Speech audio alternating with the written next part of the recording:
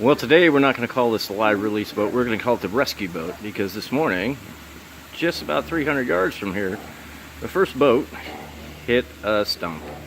So they sent the rescue boat out to find it, and sure enough, he dead centered on top of a big stump out there.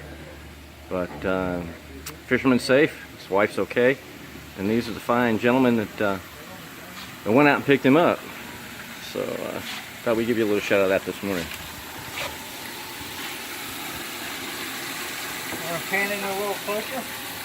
Well, we don't want to do anything that's going to keep the fish from being healthy. Now I'm going to scissor. So these are the gentlemen that went out and rescued the boat. Correct.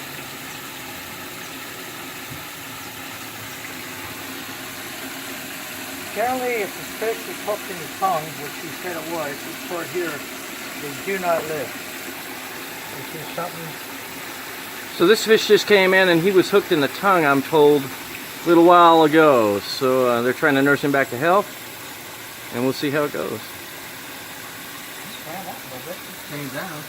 So tell me about the wife of the lady. What was her reaction like again?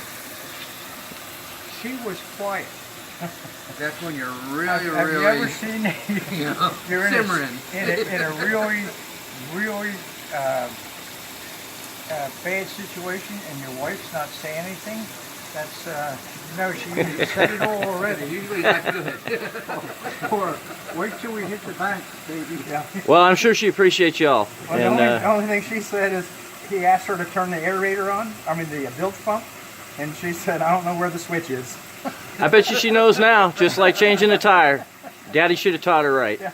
All right, have a good day, gentlemen. Yeah, okay.